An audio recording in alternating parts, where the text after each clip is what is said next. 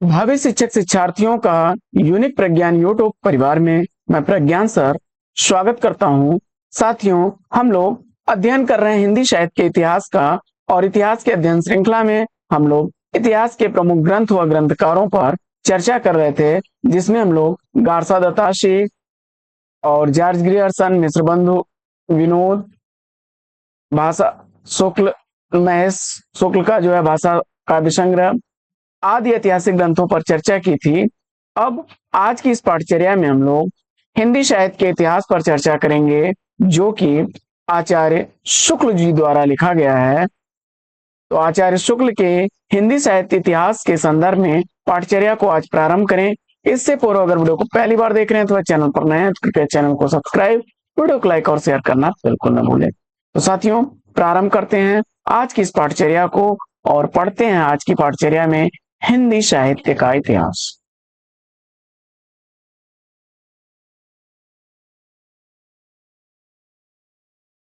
हिंदी साहित्य का इतिहास।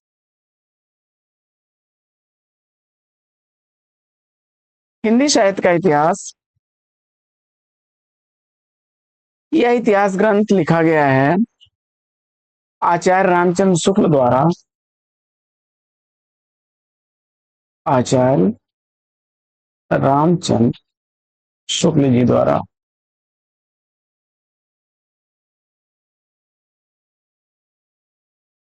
यह इतिहास ग्रंथ पहली बार जो प्रकाशित हुआ था हिंदी शब्द सागर की भूमिका में।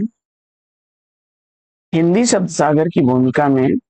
हिंदी शब्द सागर की भूमिका में 1929 ईस्वी में। और उस समय इस ग्रंथ का नाम क्या रखा गया था? तो शीर्षक था काशी नागरी प्रचारणी सभा द्वारा प्रकाशित हुआ था। काशी नागरी प्रचारणी सभा। काशी नागरी प्रचारणी सभा द्वारा प्रकाशित हुआ था। और हिंदी शब्द सागर की भूमिका में इसको हिंदी साहित्य का विकास, हिंदी साहित्य का विकास, हिंदी साहित्य का विकास। यहां से प्रश्न उठता है कि हिंदी साहित्य का विकास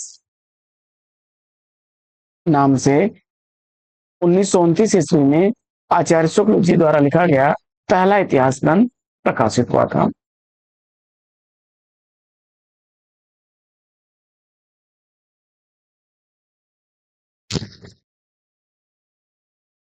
1940 ईस्वी में 1940 ईस्वी में यह ग्रंथ जो है संशोधित होकर के जो है प्रकाशित हुआ था। 1940 ईस्वी में इसका जो दूसरा संस्करण है वह परिवर्धित और संशोधित रूप प्रकाशित होता है। यह भी इंपॉर्टेंट तथ्य है इस संदर्भ में। साथियों, इस इतिहास ग्रंथ की खासियत एक यह भी है कि कवियों की संख्या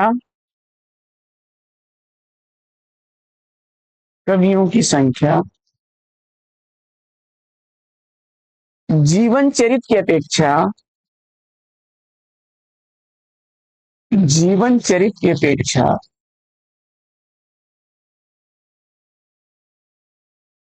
उनके साहित्यिक रचनाओं के मूल्यांकन पर बल दिया गया। उनके साहित्यिक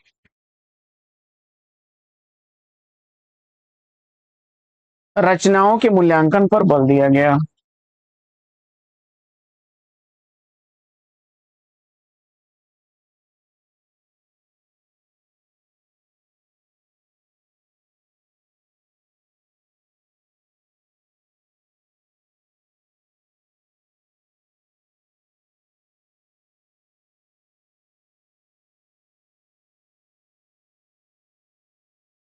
आचार्य शुक्ल जी ने मिश्र बंधु मिश्र बंधु विनोद से 1000 कवियों का जो वर्णन है 1000 कवियों को अपने इतिहास ग्रंथ में स्थान देते हैं। यह इतिहास ग्रंथ, हिंदी साहित्य का इतिहास, जो आचार्य शुक्ल जी द्वारा लिखा गया है, विधेयवादी पद्धति पर लिखा गया है। विधेयवादी पद्धति पर विधेयवादी पद्धति पर लिखा गया है, यानी पद्धति की दृष्टि से अगर देखा जाए, यह इतिहास ग्रंथ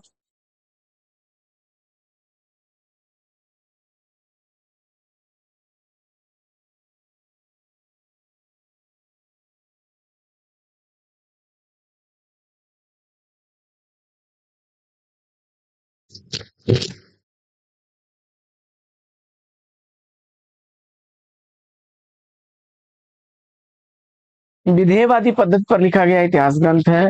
और इसमें इंपॉर्टेंट चीजें आपकी हैं कि 1929 ईस्वी इसका प्रकाशन वर्ष है। और इंपॉर्टेंट बात इसमें क्या निकल करके आ रही है कि 1940 ईस्वी में इसका परवर्धित और संशोधित संस्करण प्रकाशित हुआ था।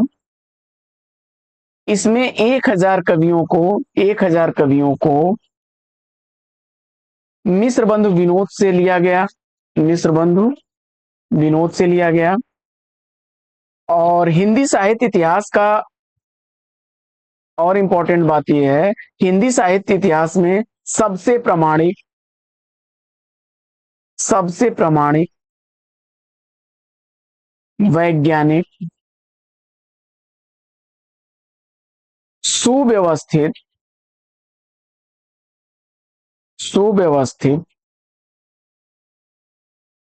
सर्वोत्कृष्ट,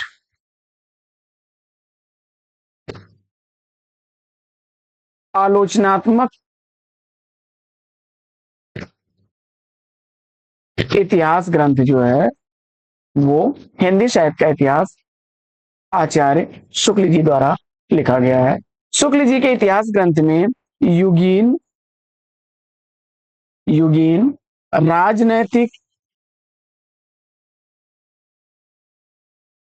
राजनैतिक, धार्मिक,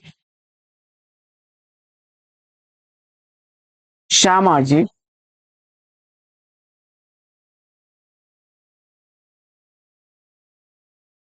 सांस्कृतिक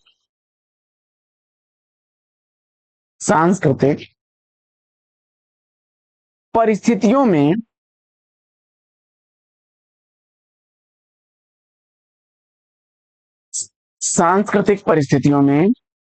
हिंदी साहित्य के विकास का विवेचन, हिंदी साहित्य के विकास का विवेचन इस इतिहास ग्रंथ में किया गया है।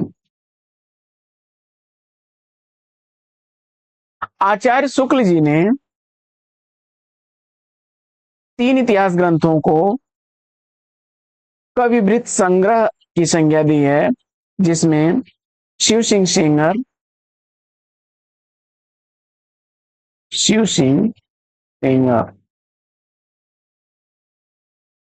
सेंगर का जो इतिहास ग्रंथ है,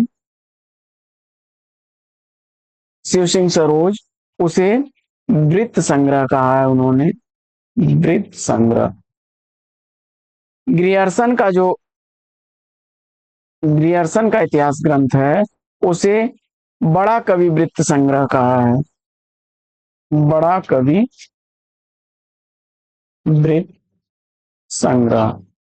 और मिस्र बंधु का जो इतिहास ग्रंथ है, मिस्र बंधुओं का जो इतिहास ग्रंथ है, उसके लिए उन्होंने बड़ा भारी कवि वृत्त संग्रह कहा है। यानी शिव सिंह सेंगर द्वारा लिखे गए शिव सिंह सरोज को the modern vernacular literature of Hindustan, Grierson द्वारा जो लिखा गया उसको बड़ा कवि वृत्त संग्रह, और मिस्र बंधु विनोद को बड़ा भारी कवि वृत्त संग्रह की संज्ञा शुक्ल जी ने दी है। आगे बढ़ते हैं पाठचर्या में साथियों, और आचार्य शुक्ल द्वारा काल विभाजन देख लेते हैं। आचार्य रामचंद्र शुक्ल द्वारा काल विभाजन काफी इंपॉर्टेंट तथ्य है यह। तो साहित्य इतिहास को उन्होंने जो है 4 खंड में विभाजित किया है। आदिकाल को उन्होंने वीर गाथा काल कहा है। वीर गाथा आदिकाल को उन्होंने वीर गाथा काल की संज्ञा दी है। विक्रम संवत विक्रमी संवत 1050 से 1375 विक्रमी संवत का समय उन्होंने दिया है वीर गाथा काल के लिए। भक्ति काल दूसरे काल को उन्होंने भक्ति काल की संज्ञा दी है। भक्ति काल पूर्व मध्यकाल भी से कहा है उन्होंने। तो भक्ति काल का विक्रमी संवत 1375 से विक्रमी संवत 1375 से 1700 विक्रमी संवत का समय। और रीतिकाल रीतकाल का नामकरण जो है श्रृंगार काल, अलंकृत काल, ये सब अनेक कवियों ने कहा है। रीतकाल को जो है विक्रमी संवत 1375, क्षमा करें, 1700 विक्रमी संवत से 1700 विक्रमी संवत से 1900 विक्रमी संवत तक 1900 विक्रमी संवत तक माना है। वहीं उसके बाद आधुनिक काल को उन्होंने गद्य काल कहा और गद्य काल की समय सीमा उन्होंने विक्रमी संवत 1900 से 1984 तक माना है। ये तो हो गया उनके द्वारा किए गए इतिहास के काल विभाजन पर। साथियों, अब उनके द्वारा जो काल विभाजन किया गया है उसका जो उन्होंने अपनी पुस्तक में उप विभाजन किया, वहां से भी अक्सर प्रश्न आते हैं, तो उसको भी हम लोग आज की पाठचर्या में शामिल कर लेते हैं। तो उप विभाजन पे चर्चा कर लेते हैं, यानी प्रत्येक कालखंड में उन्होंने क्या क्या किया है। तो सबसे पहले लेते हैं आदिकाल को। आदिकाल आदिकाल में जो है उन्होंने प्रकरण एक प्रकरण एक प्रकरण एक में क्या रखा है, हिंदी साहित्य के आविर्भाव, हिंदी साहित्य का आविर्भाव और काल, अपभ्रंश परंपरा और देश भाषा को शामिल किया है। दूसरा उन्होंने प्रकरण दो प्रकरण एक को उन्होंने सामान्य परिचय नाम दिया है। सामान्य परिचय। प्रकरण दो को उन्होंने अपभ्रंश काव्य कहा है। अपभ्रंश काव्य। प्रकरण तीन को उन्होंने देश भाषा काव्य कहा है। प्रकरण ये दो हो गया। प्रकरण तीन को उन्होंने देश भाषा काव्य कहा है। देश भाषा काव्य कहा है। और प्रकरण चार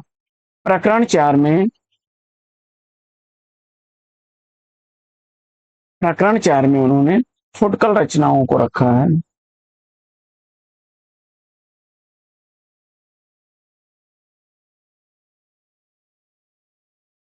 जिसमें विद्यापति और अमीर खुसरो आदि को हम लोग पढ़ते हैं। अपभ्रंश काव्य में अपभ्रंश साहित्य और उत्पत्ति, जैन साहित्य, बौद्ध साहित्य, संध्या भाषा, नाथपंथ सिद्ध साहित्य को रखा है उन्होंने। और देश भाषा काव्य में रासो ग्रंथों को रखा है और उनकी प्रामाणिकता पे चर्चा की है। बढ़ते हैं आगे और देखते हैं दूसरा काल जो भक्ति काल है, इसे पूर्व मध्यकाल भी कहते हैं। पूर्व मध्यकाल। तो पूर्व मध्यकाल या भक्ति काल। भक्ति काल को उन्होंने 6 प्रकरण में रखा है। भक्ति काल को 6 प्रकरण में रखा है।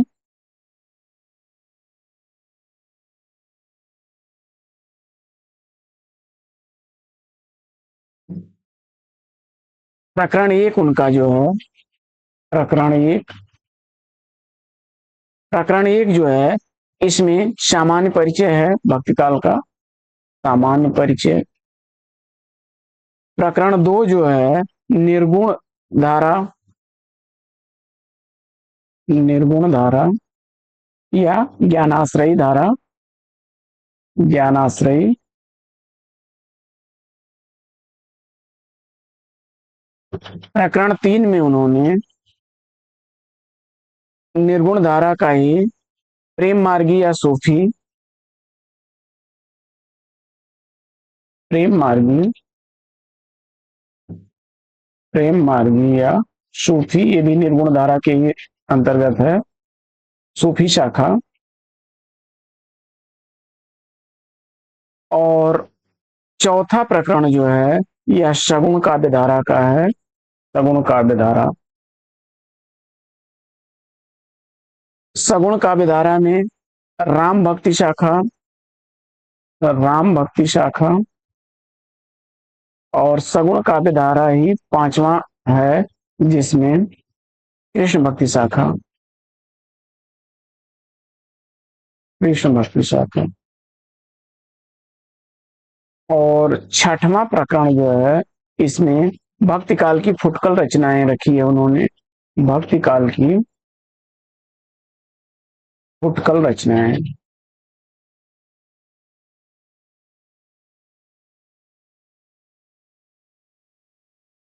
बढ़ते हैं आगे और देखते हैं उत्तर मध्यकाल को। उत्तर मध्य काल, उत्तर मध्यकाल आपका जो है रीतिकाल है, रीतिकाल। रीतिकाल को उन्होंने तीन प्रकरण में रखा है। प्रकरण एक, प्रकरण एक जो है, इसमें सामान्य परिचय।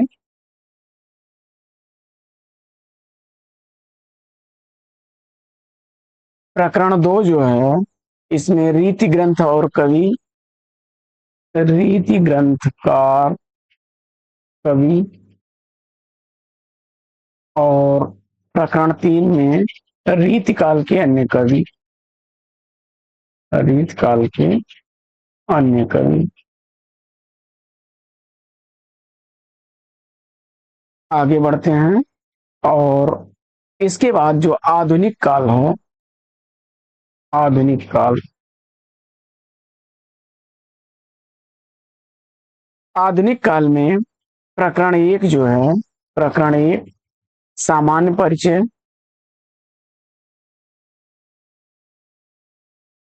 सामान्य परिचय गद्य का विकास।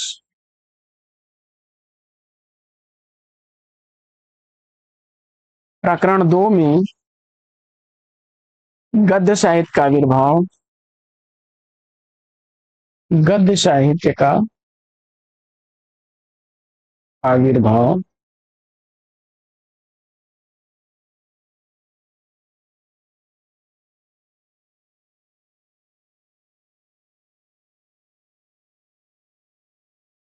इसके बाद आधुनिक गद्य साहित्य परंपरा का प्रवर्तन, आधुनिक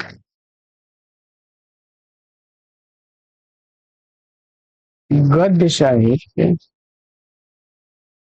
परंपरा का परिवर्तन, परंपरा का प्रवर्तन। तो इसका प्रकरण एक,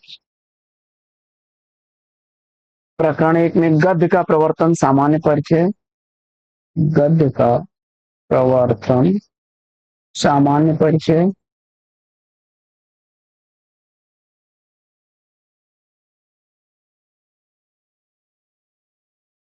प्रकरण दो जो है, गद्य का प्रवर्तन प्रथम उत्थान, गद्य का प्रवर्तन प्रथम उत्थान।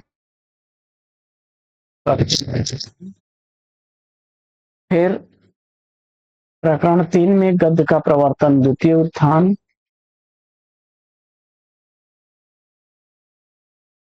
और प्रकरण चार में गद्य का प्रवर्तन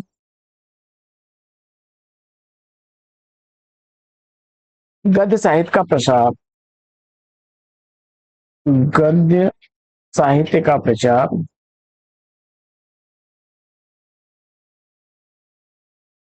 और प्रकरण 5 है आपका गद्य साहित्य की वर्तमान स्थिति। गद्य साहित्य की वर्तमान स्थिति, इसे तृतीय उत्थान भी उन्होंने कहा है, तृतीय उत्थान। इसके बाद आधुनिक काल का काव्यखंड, आधुनिक काल काव्यखंड। काव्यखंड में प्रकरण 1 जो है काव्यखंड पुरानी धारा,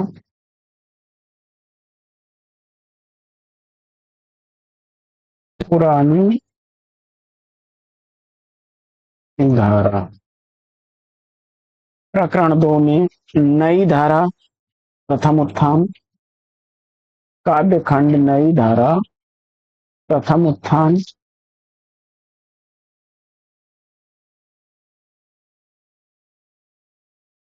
नई धारा का द्वितीय उत्थान, द्वितीय उत्थान। नई धारा का तृतीय उत्थान, तृतीय उत्थान। और इसके बाद वर्तमान काव्य धाराएं, वर्तमान काव्य धाराएं। ये तो हो गए आचार्य शुक्ल द्वारा जो डिवाइड किया गया है उसका जो है, पहले उन्होंने 4 खंड में इतिहास को बांटा, वीरगाथा काल, भक्ति काल, रीति काल, गद्य काल। और इसके बाद प्रत्येक काल का उपविभाजन उन्होंने किया है। जो तो आदिकाल के में 4 प्रकरण आपको मिलेंगे। पहला प्रकरण सामान्य परिचय से है, दूसरा अपभ्रंश काव्य का है, तीसरा देश भाषा काव्य का, और चौथा फुटकल रचनाएं हैं। प्रकरण 2 जो है इसमें पूर्व मध्यकाल या भक्ति काल है, जिसमें पहला चैप्टर आपको मिलेगा सामान्य परिचय का, फिर निर्गुण काव्य धारा की 2 शाखाएं मिल जाएंगी। प्रकरण 2 में ज्ञान आश्रय है, प्रकरण 3 में प्रेम आश्रय या प्रेम मार्गी या सूफी शाखा है। चौथे में जो है सगुण काव्य धारा के अंतर्गत राम भक्ति शाखा, और 5वें में सगुण काव्य धारा के अंतर्गत कृष्ण भक्ति शाखा, और 6वें में भक्ति काल की फुटकल रचनाएं। इसके बाद उत्तर मध्यकाल में रीतिकाल में पहला प्रकरण सामान्य परिचय से है, दूसरा प्रकरण जो है रीतिकार के ग्रंथकार कवि हैं, और तीसरा रीतिकाल के अन्य कवि हैं। फिर आधुनिक काल में सामान्य परिचय गद्य का विकास, और दूसरा प्रकरण है गद्य साहित्य का आविर्भाव। इसके बाद आधुनिक गद्य साहित्य के परंपरा का प्रवर्तन में उन्होंने जो है 5 प्रकरण किए हैं। गद्य का प्रवर्तन सामान्य परिचय, गद्य का प्रवर्तन प्रथम उत्थान, गद्य का प्रवर्तन द्वितीय उत्थान, तीसरा हो गया। चौथा प्रकरण है गद्य साहित्य का प्रसार, और 5वां प्रकरण है गद्य साहित्य की वर्तमान स्थिति व तृतीय उत्थान। इसके बाद आधुनिक काल के काव्य खंड को उन्होंने काव्यखंड पुरानी धारा, प्रकरण 2 में नई धारा का प्रथम उत्थान, प्रकरण 3 में नई धारा का द्वितीय उत्थान, और प्रकरण 4 में काव्यखंड की नई धारा का तृतीय उत्थान, और इसके बाद वर्तमान काव्य धारा। तो ये तो था आचार्य शुक्ल जी के काल विभाजन। अब इसके बाद साथियों हम लोग आगे पढ़ेंगे हिंदी साहित्य के विद्वानों द्वारा साहित्य इतिहास के काल विभाजन को। लेकिन आज की इस पाठचर्या में लेंगे यहीं पर विराम। वीडियो कैसा लगा कमेंट कर दीजिए, तो बताइए। तो फिर मिलते हैं आपसे अगले वीडियो में एक नए प्रश्न, एक नया टॉपिक, एक नए अंदाज में। तब तक के लिए लेते हैं आपसे विदा।